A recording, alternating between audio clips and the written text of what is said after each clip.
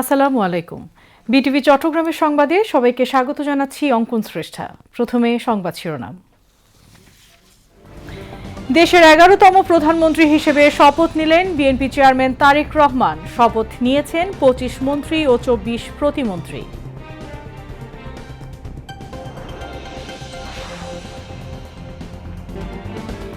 বিএনপির সংসদ সদস্যরা ট্যাক্স ফ্রি গাড়ি ও সরকারি প্লট নেবেন না, জানালেন মির্জা ফখরুল ইসলাম আলমগীর।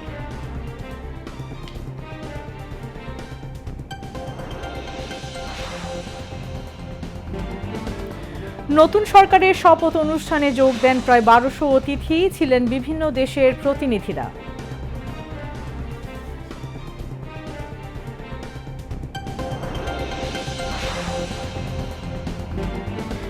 জুলাই গণঅভ্যুত্থানে মানবতা বিরোধী অপরাধের মামলায় ওবায়দুল কাদের সহ 7 জনের বিরুদ্ধে বিচার শুরু।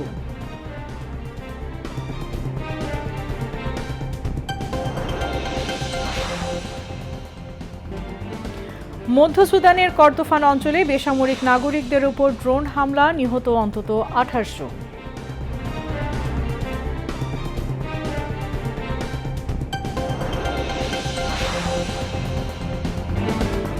এবং টি-20 বিশ্বকাপ ক্রিকেটে অস্ট্রেলিয়াকে 8 উইকেটে হারিয়ে সুপার 8-এ শ্রীলঙ্কা, অজিদের বাদ পড়ার শঙ্কা।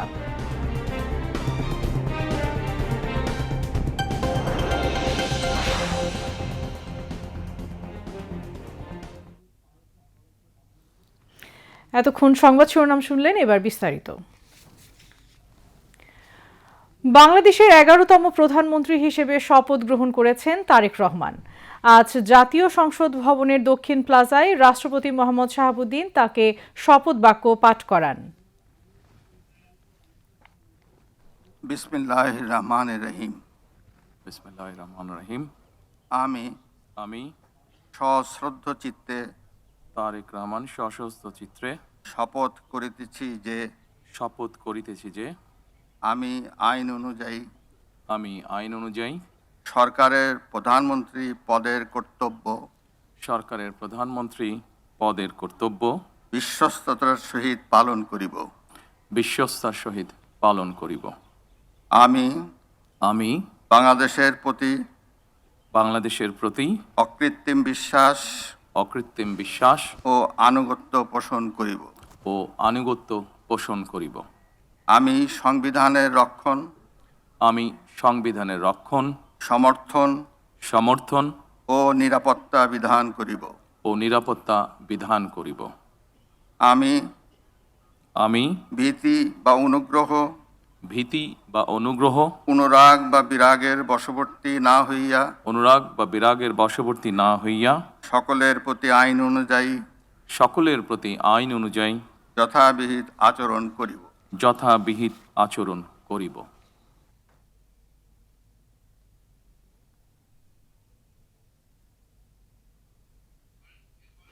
অনুষ্ঠানে দেশি বিদেশি আমন্ত্রিত প্রায় 12 শতাধিক অতিথি অংশ নেন। শপথ অনুষ্ঠান পরিচালনা করেন মন্ত্রিপরিষদ সচিব ডক্টর নাসিমুল গনি। পরে মন্ত্রী প্রতিমন্ত্রীদের শপথ বাক্য পাঠ করান রাষ্ট্রপতি মোহাম্মদ শাহাবুদ্দিন। বিস্তারিত কুমার বিশ্বজিৎ রায়ের প্রতিবেদনে। জাতীয় সংসদ ভবনের দক্ষিণ প্লাজায় আজ ছিল আনুষ্ঠানিকতার আবহে মুখর। সংবিধান অনুযায়ী প্রধানমন্ত্রীর শপথ গ্রহণের পর রাষ্ট্রপতি নতুন মন্ত্রীদের শপথ বাক্য পাঠ করান। মন্ত্রী হিসেবে শপথ নেন মির্জা ফখরুল ইসলাম আলমগীর, আমির খসরু মাহমুদ চৌধুরী, সালাউদ্দিন আহমেদ, ইকবাল হাসান মাহমুদ, মেজর অবসরপ্রাপ্ত হাফিজ উদ্দিন আহমদ বীর বিক্রম, AZM জাহিদ হোসেন, ডক্টর খলিলুর রহমান, আব্দুল আওয়াল মিন্টু, কাজী শাহ মোফাজ্জল হোসেন কায়কোবাদ, মিজানুর রহমান মিনু, নিতাই রায় চৌধুরী, খন্দকার আব্দুল মুক্তাদির, আরিফুল হক চৌধুরী, জহিরুদ্দিন স্বপন, মোহাম্মদ আমিনুর রশিদ, আফরোজা খানম রীতা, মোহাম্মদ শহীদ উদ্দিন চৌধুরী এনি, আসাদুল হাবিব, মোহাম্মদ আসাদুজ্জামান, জাকারিয়া তাহের, দীপেন দেওয়ান, নম এসানুল হক মিলন, সর্দার মোহাম্মদ শাকাউত হোসেন বকুল, ফকির মাহবুব আনাম এবং শেখ রবিউল আলম।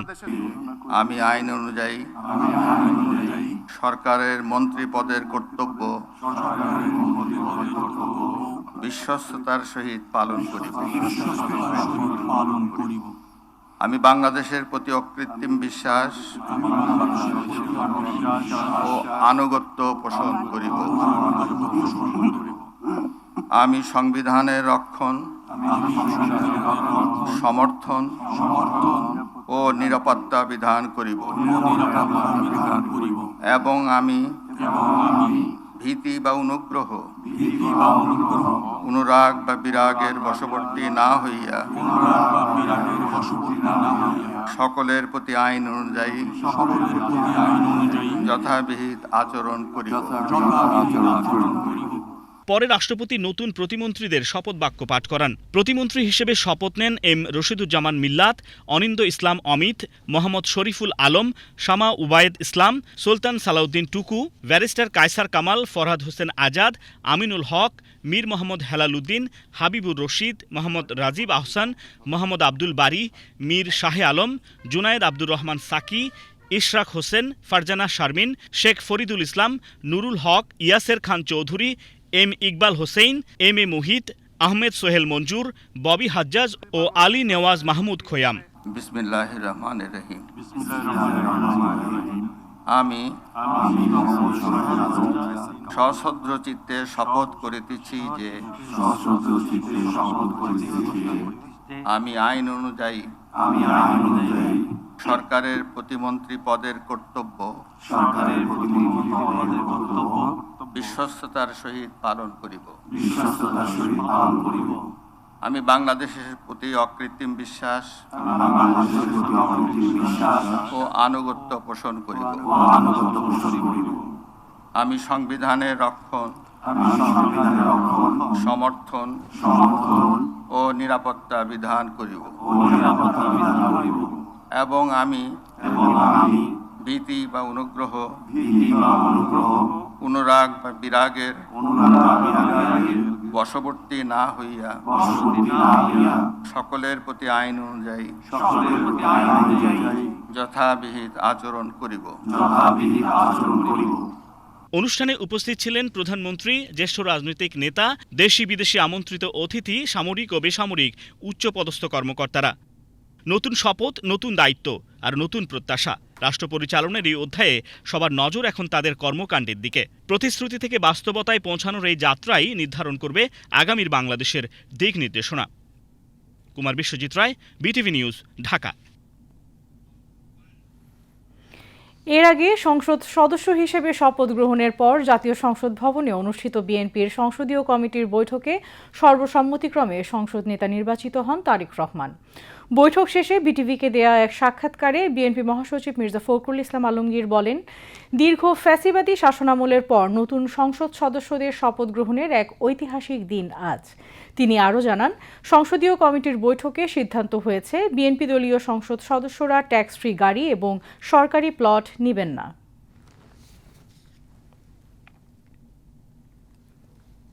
আমাদের সংখ্যাগরিষ্ঠতা 213টি আসনের পরে আজকে আমরা আমাদের তরুণ নেতা, যিনি নতুন পরিকল্পনা করছেন বাংলাদেশ সম্পর্কে, নতুন স্বপ্ন দেখিয়েছেন মানুষকে, জনাব তারেক রহমানকে তার জাতীয় সংসদের আমাদের সংসদ দলের নেতা নির্বাচিত করেছে।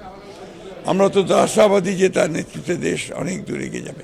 এবং প্রথম সভাতেই আজকে আমাদের সিদ্ধান্ত হয়েছে যে বাংলাদেশ জাতীয় দলের কোনো সংসদ সদস্য তারা ডিউটি ফ্রি কোনো গাড়ি নেবেন না এবং কোনো প্লটও নেওয়া হবে না সরকারের কাছ থেকে।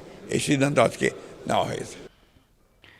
সকালে শপথ নেন ত্রয়োদশ জাতীয় সংসদ নির্বাচনে নবনির্বাচিত সংসদ সদস্যরা। প্রথমে বাংলাদেশ জাতীয়তাবাদী দল বিএনপি, এরপর জামায়াতে ইসলামী এবং স্বতন্ত্র সংসদ সদস্যরা শপথ নেন।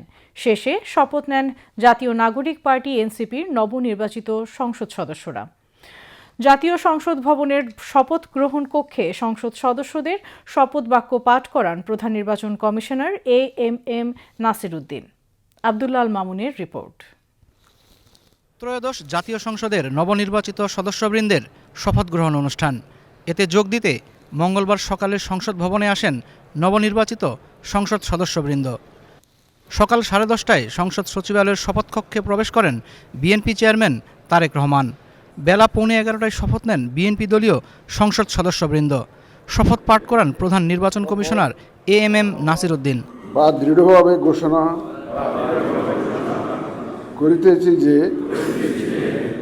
আমি যে কর্তব্যভার গ্রহণ করিতে যাইতেছি তাহা আইন অনুযায়ী ও বিশ্বস্ততার সহিত পালন করিব। শপথের পর বিএনপির সংসদীয় কমিটির প্রথম সভা অনুষ্ঠিত হয়। সভায় বিএনপি দলীয় সংসদ সদস্যবৃন্দের ট্যাক্স ফ্রি গাড়ি এবং সরকারি প্লট না নেয়ার সিদ্ধান্ত হয়। এরপর বেলা 12:15টায় শপথ নেন জামায়াতে ইসলামীর নবনির্বাচিত সংসদ সদস্যবৃন্দ। তাহা আইন অনুযায়ী ও বিশ্বস্ততার সহিত পালন করিব। পরে জামায়াতে ইসলামীর সংসদ সদস্যবৃন্দ শপথ নেন সংবিধান সংস্কার পরিষদের সদস্য হিসেবে। জামায়াতে ইসলামীর সংসদ সদস্যদের পর শপথ নেন জাতীয় নাগরিক পার্টি এনসিপির নবনির্বাচিত সংসদ সদস্যবৃন্দ। পরে এনসিপির সদস্যবৃন্দ শপথ নেন সংবিধান সংস্কার পরিষদের সদস্য হিসেবেও। গ্রহণ করিতে যাইতেছি তাহা আইন অনুযায়ী ও বিশ্বস্ততার সহিত পালন করিব। ফ্যাসিবাদের পতনের পর একটি অবাধ, সুষ্ঠু এবং শান্তিপূর্ণ নির্বাচনের মধ্য দিয়ে গঠিত হল ত্রয়োদশ জাতীয় সংসদ। জনমানুষের প্রত্যাশা, এবারের সংসদ হবে সত্যিকার অর্থে কার্যকর এবং প্রাণবন্ত, যেখানে সরকারি দলের পাশাপাশি বিরোধী দলও রাখবে কার্যকর ভূমিকা। মামুন আবদুল্লাহ, বিটিভি নিউজ, জাতীয় সংসদ ভবন, ঢাকা।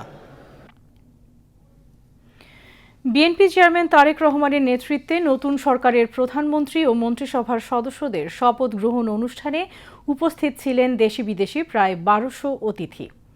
আমন্ত্রিত বিদেশি অতিথিদের মধ্যে রয়েছেন ভুটানের প্রধানমন্ত্রী শেরিং তোবগে, ভারতের লোকসভার স্পিকার ওম বিড়লা, পাকিস্তানের পরিকল্পনা মন্ত্রী আহসান ইকবাল, মালদ্বীপের প্রেসিডেন্ট মোহাম্মদ মুজ্জু, নেপালের পররাষ্ট্রমন্ত্রী বালানন্দ শর্মা এবং শ্রীলঙ্কার স্বাস্থ্যমন্ত্রী নলিন্দা জয়তিসার।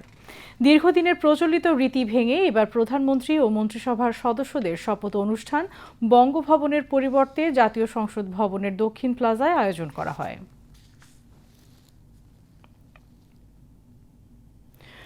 জুলাই গণঅভ্যুত্থানে মানবতা বিরোধী অপরাধের মামলায় ওবায়দুল কাদের সহ কার্যক্রম নিষিদ্ধ আওয়ামী লীগ ও দলটির অঙ্গ সংগঠনের শীর্ষ 7 নেতার বিরুদ্ধে আনুষ্ঠানিক বিচার শুরু হয়েছে।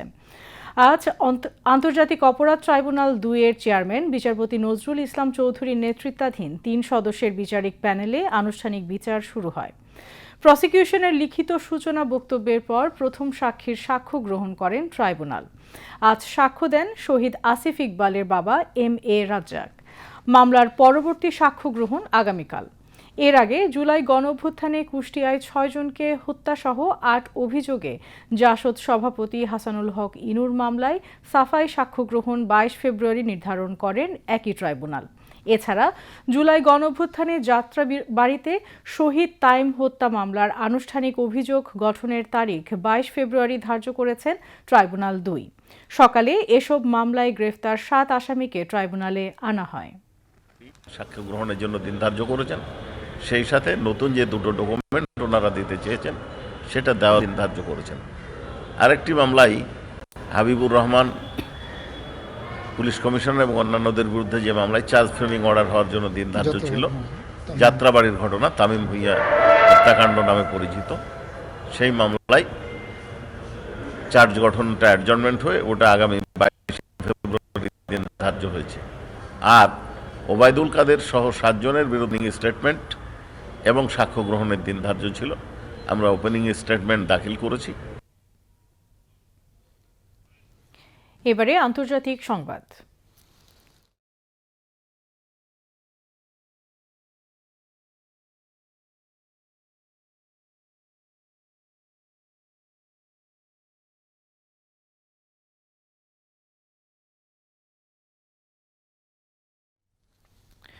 মধ্য সুদানের কর্দোফান অঞ্চলের একটি বাজারে বেসামরিক নাগরিকদের উপর ড্রোন হামলায় অন্তত 28 জন নিহত এবং আরও বহু মানুষ আহত হয়েছে। বেসামরিক নাগরিকদের বিরুদ্ধে সহিংসতা পর্যবেক্ষণকারী সংগঠন ইমার্জেন্সি লয়ার্স সোমবার এক বিবৃতিতে জানায়, উত্তর কর্দোফান রাজ্যের সোডারি শহরের আল সাফিয়া বাজারে ড্রোন হামলা চালানো হয়। সংস্থাটি জানায়, রবিবার হামলার সময় বাজারটি লোকজনে পরিপূর্ণ ছিল, যা মানবিক বিপর্যয়কে আরও তীব্র করেছে। আহতদের মধ্যে অনেকের অবস্থা গুরুতর হওয়ায় হতাহতের সংখ্যা আরও বাড়তে পারে বলেও আশঙ্কা করা হচ্ছে। কর্দোফান অঞ্চলে সুদানের সেনাবাহিনী এবং আধা সামরিক র্যাপিড সাপোর্ট ফোর্সেসের মধ্যে দেশটির গুরুত্বপূর্ণ পূর্ব অঞ্চল করিডোরের নিয়ন্ত্রণ নিয়ে সংঘর্ষ চলছে, যা 2023 সালে পূর্ণমাত্রার যুদ্ধে রূপ নেয়। বিশ্ব স্বাস্থ্য সংস্থার তথ্য অনুযায়ী সংঘর্ষে এ পর্যন্ত অন্তত 40,000 মানুষ নিহত হয়েছে এবং প্রায় 1,20,00,000 মানুষ বাস্তুচ্যুত হয়েছে। ফিলিস্তিনের যুদ্ধবিধ্বস্ত গাজা পুনর্নির্মাণ ও মানবিক সহায়তার জন্য বোর্ড অফ পিসের সদস্য রাষ্ট্রগুলো $500 কোটি বেশি অর্থ প্রদানের অঙ্গীকার করেছে। আগামী বৃহস্পতিবার মার্কিন প্রেসিডেন্ট ডোনাল্ড ট্রাম্পের বোর্ড অফ পিসের ট্রাস্টে সদস্যদের আনুষ্ঠানিকভাবে অর্থ সহায়তার এই ঘোষণা দেওয়ার কথা রয়েছে। বার্তা সংস্থা রয়টার্সের এক প্রতিবেদনে রোববার এই তথ্য জানানো হয়েছে। এতে বলা হয়েছে, ডোনাল্ড ট্রাম্প বলেছেন গাজা পুনর্গঠন ও বাসিন্দাদের মানবিক সহায়তার অংশ হিসেবে এই অর্থ সহায়তা দেয়া হবে। রোববার নিজের সামাজিক যোগাযোগ মাধ্যম ট্রুথ সোশ্যালে দেয়া এক পোস্টে ট্রাম্প বলেছেন, সদস্য রাষ্ট্রগুলো ফিলিস্তিনি ওই ভূখণ্ডে জাতিসংঘ অনুমোদিত স্থিতিশীলতা রক্ষাকারী বাহিনী এবং স্থানীয় পুলিশের হাজার হাজার কর্মী নিয়োগের প্রতিশ্রুতি দিয়েছে। তবে ডোনাল্ড ট্রাম্প শর্ত দিয়েছেন, হামাসকে অবশ্যই আগে স্বাক্ষরিত চুক্তি রক্ষা এবং সম্পূর্ণ নিরস্ত্রীকরণ করতে হবে। উল্লেখ্য, গাজা যুদ্ধের স্থায়ী সমাধান, পুনর্গঠন এবং দীর্ঘমেয়াদী শান্তি বজায় রাখার লক্ষ্যে আন্তর্জাতিক তদারকি সংস্থা হিসেবে মার্কিন প্রেসিডেন্ট ডোনাল্ড ট্রাম্পের উদ্যোগে বোর্ড অফ পিস গঠন করা হয়েছে। গত জানুয়ারিতে সুইজারল্যান্ডের দাভোস সম্মেলনের ফাঁকে এই বোর্ড আনুষ্ঠানিকভাবে যাত্রা শুরু করে। বোর্ড অফ পিসের চেয়ারম্যান হিসেবে দায়িত্ব পালন করছেন ডোনাল্ড ট্রাম্প। সংস্থাটির শক্তিশালী নির্বাহী কমিটির সদস্য হিসেবে অন্যান্যের মধ্যে ব্রিটেনের সাবেক প্রধানমন্ত্রী টনি ব্লেয়ার, বিশ্বব্যাংকের প্রেসিডেন্ট অজয় বাঙ্গা এবং অনেক দেশের রাষ্ট্রপ্রধান রয়েছেন। এছাড়া বোর্ডে আর্জেন্টিনা, মিশর, Hungary, Indonesia, Jordan, Morocco, Pakistan, Qatar, Saudi Arab, তুরস্ক এবং সংযুক্ত আরব আমিরাত সহ বেশ কিছু দেশকে প্রতিষ্ঠাতা সদস্য হিসেবে আমন্ত্রণ জানানো হয়েছে। পারস্য উপসাগরের হরমুজ প্রণালীতে সামরিক মহড়া শুরু করেছে ইরানের Islamic revolutionary guard corps IRGS। সোমবার পারস্য উপসাগরে smart control of the strait of Hormuz নামে এই নৌ মহড়া শুরু হয়েছে বলে দেশটির আধা সরকারি সংবাদ মাধ্যম মেহের নিউজ জানিয়েছে। তেহরান এই মহড়াকে সম্ভাব্য নিরাপত্তা ও সামরিক হুমকি মোকাবিলায় প্রস্তুতির অংশ হিসেবে বর্ণনা করেছে। রাষ্ট্রীয় টেলিভিশনের খবরে বলা হয়, সুইজারল্যান্ডের জেনেভায় যুক্তরাষ্ট্রের সঙ্গে পরমাণু ইস্যুতে দ্বিতীয় দফা আলোচনা শুরুর আগে সোমবার নৌবাহিনী এসব নিবিড় মহড়া পরিচালনা করছে।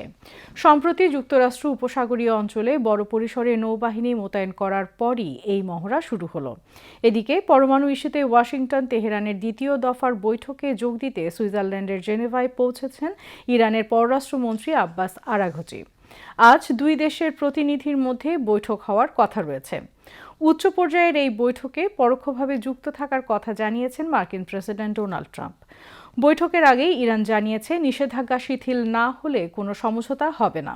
অন্যদিকে ডোনাল্ড ট্রাম্প সাংবাদিকদের বলেছেন, চুক্তি না করলে যে ফলাফল হতে পারে ইরান তা চাইবে না। ব্রাজিলের দক্ষিণ পূর্বাঞ্চলে একটি মহাসড়কে বাস দুর্ঘটনায় অন্তত 6 জন নিহত হয়েছে। কেন্দ্রীয় সরকার ও সাও পাওলোর রাজ্যের কর্মকর্তারা এই তথ্য জানিয়েছেন।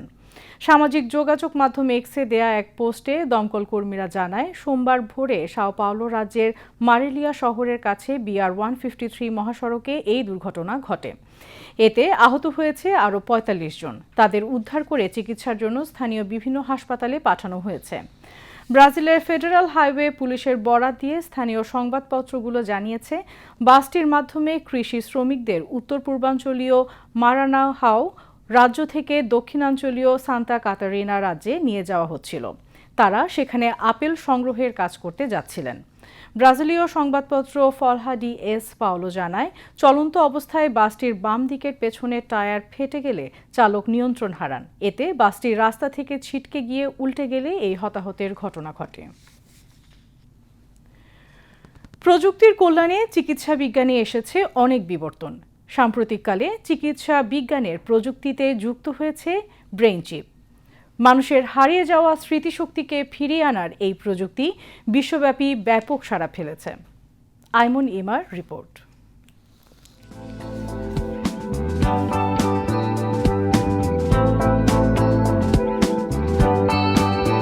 মানুষের কল্পনাকে এবার বাস্তবের সীমানা ছাড়িয়ে যাচ্ছে। কয়েক দশক আগে যা ছিল সায়েন্স ফিকশন, আজ তাই আমাদের দরজায় কড়া নাড়ছে। পৃথিবী বদলে দেওয়ার এক চূড়ান্ত সন্ধিক্ষণে দাঁড়িয়ে আমরা, আর এই বিপ্লবের নাম ব্রেইন চিপ আবিষ্কার।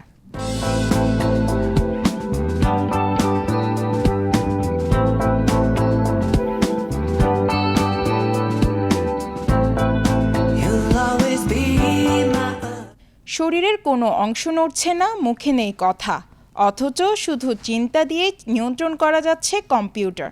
পক্ষাঘাতগ্রস্ত মানুষের অচল হাতকে সচল করছে রোবটিক বাহু। অবিশ্বাস্য মনে হলেও অধ্যাপক জন ডনহিউ এর ব্রেন গেট প্রযুক্তি আজ এই অসম্ভবকে সম্ভব করে দেখিয়েছে।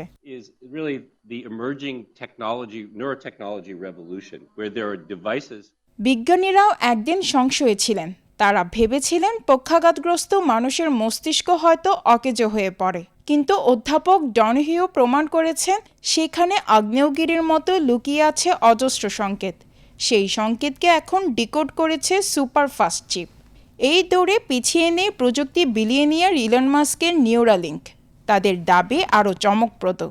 ভবিষ্যতে সরাসরি মস্তিষ্কে মিউজিক স্ট্রিম করা, দৃষ্টিহীনদের দৃষ্টিশক্তি ফিরিয়ে দেওয়া, এমনকি কোনো কথা না বলে একে অপরের সাথে মনের ভাব আদান প্রদান বা টেলিপ্যাথি হবে নস্যি।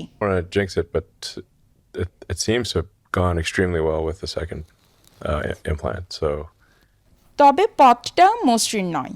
মস্তিষ্কের ভেতর সামান্য তাপমাত্রা বৃদ্ধিও হতে পারে মারাত্মক ঝুঁকি। কিন্তু গবেষকরা আজ আত্মবিশ্বাসী। আইনি অনুমোদনের খুব কাছাকাছি দাঁড়িয়ে এই প্রযুক্তি। অন্ধকার থেকে আলোর পথে ফেরার এক নতুন হাতিয়ার এই ব্রেইন চিপ। অধ্যাপক ডনহিউ এর ভাষায়, আমরা এখন চূড়ান্ত মুহূর্তে দাঁড়িয়ে। মানুষের অদম্য ইচ্ছাশক্তি আর প্রযুক্তির মেলবন্ধনে পৃথিবী কি তবে এক অতিমানবীয় যুগে পা রাখছে? কে জানে, অপেক্ষা করছে আমাদের কল্পনার চেয়েও বেশি কিছু। সেদিন হয়তো বেশি দূরে নয়, যেদিন মানুষের সব আবিষ্কার আমাদের কল্পনাকেও হার মানাবে। আর সেটাই হবে সুপার টেকনোলজিক্যাল এজ। আইমন ইমা, বাংলাদেশ টেলিভিশন, চট্টগ্রাম। শেয়ার বাজারের খবর।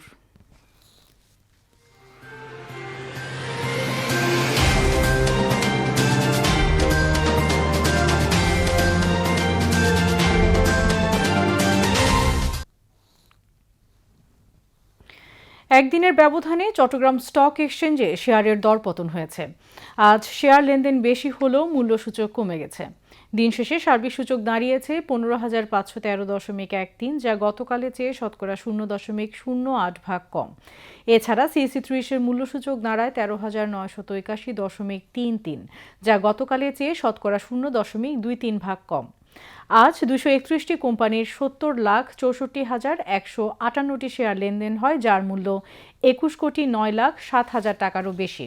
এর মধ্যে 94টি কোম্পানির শেয়ার দাম বেড়েছে, 110টির কমেছে এবং 27টির দাম অপরিবর্তিত রয়েছে। এবারে আন্তর্জাতিক মুদ্রা বাজারের খবর।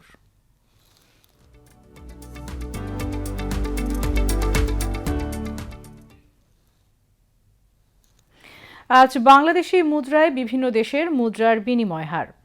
ইউএস ডলার 122.30 টাকা, সিঙ্গাপুর ডলার 96.90 টাকা, অস্ট্রেলিয়ান ডলার 86.52 টাকা, কানাডিয়ান ডলার 89.70 টাকা, হংকং ডলার 15.50 টাকা, ইউরো 144.95 টাকা, ব্রিটিশ পাউন্ড 166.71 টাকা, সৌদি রিয়াল 32.31 টাকা, কাতার রিয়াল 33.11 টাকা, ইউএআই দিরহাম 32.99 টাকা, কুয়েতি দিনার 397.08 টাকা, মালয়েশিয়ান রিঙ্গিত 31.05 টাকা, থাই বাথ 3.88 টাকা, ভারতীয় রুপি 1.34 টাকা, চীনা ইউয়ান 17.77 টাকা।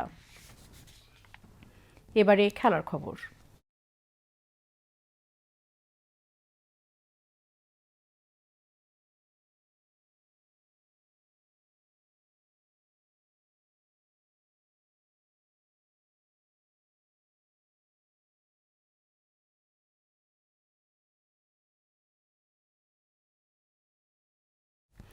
ক্রিকেট রেকর্ড গড়া জয়ে অস্ট্রেলিয়ার বিপক্ষে ৮ উইকেটের জয়ে টি-20 বিশ্বকাপের সুপার 8-এ পৌঁছালো শ্রীলঙ্কা। পাল্লেকেলেতে জয়ের জন্য ১৮২ রানের লক্ষ্য ২ ওভার হাতে রেখেই পেরিয়ে যায় লঙ্কানরা। ওপেনার পাথুম নিসাঙ্কার অপরাজিত ১০০ রানে শ্রীলঙ্কা ২ উইকেটে সংগ্রহ করে ১৮৪ রান। এ জয়ে গ্রুপ বি থেকে ৬ পয়েন্ট নিয়ে শীর্ষস্থানে আছে শ্রীলঙ্কা।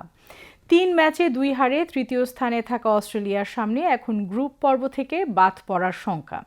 আগে ব্যাট করা মিচেল মার্শ ও ট্রাভিস হেডের আগ্রাসী ব্যাটিংয়ে প্রথম ৮ ওভারে বিনা উইকেটে ৯৭ রানের শক্ত অবস্থানে ছিল তারা, কিন্তু দ্রুত ৪টি উইকেট হারিয়ে তারা পথ হারায়।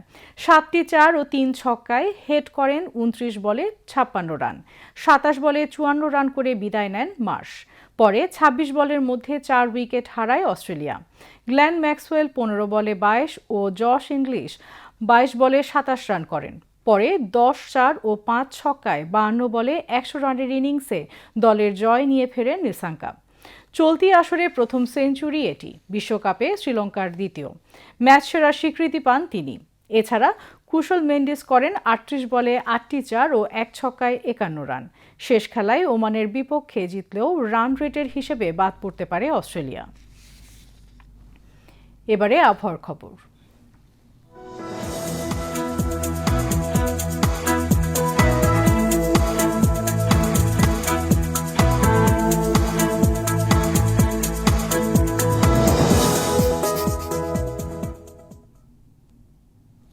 পতেঙ্গা আবহাওয়া অফিস জানিয়েছে, আগামীকাল সন্ধ্যা ৬টা পর্যন্ত চট্টগ্রাম এবং পার্শ্ববর্তী এলাকায় আকাশ অস্থায়ীভাবে আংশিক মেঘলাসহ আবহাওয়া শুষ্ক থাকতে পারে। সেই সাথে শেষ রাত থেকে সকাল পর্যন্ত নদী অববাহিকা ও তৎসংলগ্ন এলাকায় হালকা কুয়াশা পড়তে পারে। রাত ও দিনের তাপমাত্রা প্রায় অপরিবর্তিত থাকতে পারে। পরবর্তী ২৪ ঘন্টায় আবহাওয়া সামান্য পরিবর্তনের সম্ভাবনা রয়েছে। নগরীতে আজ সর্বোচ্চ তাপমাত্রা ছিল ২৯.৮ ডিগ্রি সেলসিয়াস, যা স্বাভাবিকের চেয়ে ১.৮ ডিগ্রি বেশি, এবং সর্বনিম্ন তাপমাত্রা ছিল ১৬.৭ ডিগ্রি সেলসিয়াস, যা স্বাভাবিকের চেয়ে ০.৫ ডিগ্রি বেশি। আগামীকাল চট্টগ্রামে সূর্যোদয় ৬টা ২৩ মিনিটে এবং সূর্যাস্ত ৫টা ৫১ মিনিটে। এবার জানিয়ে দিচ্ছি কর্ণফুলী নদীতে আগামীকালে জোয়ার ভাটার সময়সূচি। ভাটা শুরু হবে রাত ১টা ১৫ মিনিটে, জোয়ার সকাল ৮টা ৫ মিনিটে। পরবর্তী ভাটা শুরু হবে দুপুর ১টা ৩৭ মিনিটে এবং জোয়ার শুরু হবে রাত ৮টা ১৩ মিনিটে। এই ছিল আজকের সংবাদ। শেষ করার আগে শিরোনামগুলো জানিয়ে দিচ্ছি আরও একবার।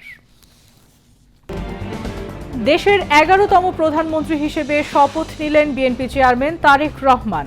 শপথ নিয়েছেন ২৫ মন্ত্রী ও ২৪ প্রতিমন্ত্রী।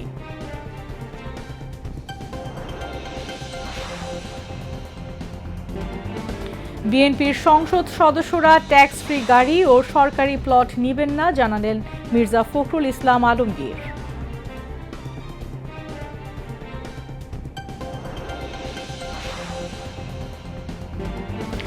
নতুন সরকারের শপথ অনুষ্ঠানে যোগ দেন প্রায় ১২০০ অতিথি, ছিলেন বিভিন্ন দেশের প্রতিনিধিরা।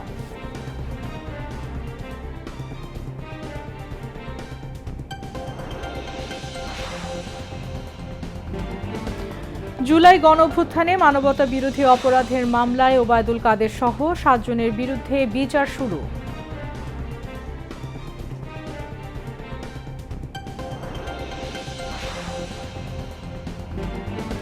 মধ্য সুদানের কর্দোফান অঞ্চলে বেসামরিক নাগরিকদের উপর ড্রোন হামলা, নিহত অন্তত ২৮ জন।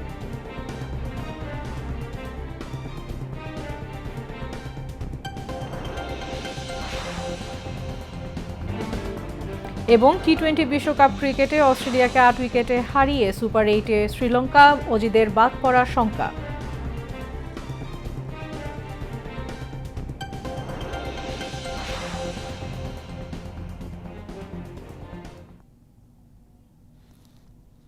সবাইকে অসংখ্য ধন্যবাদ আমাদের সঙ্গে থাকার জন্য।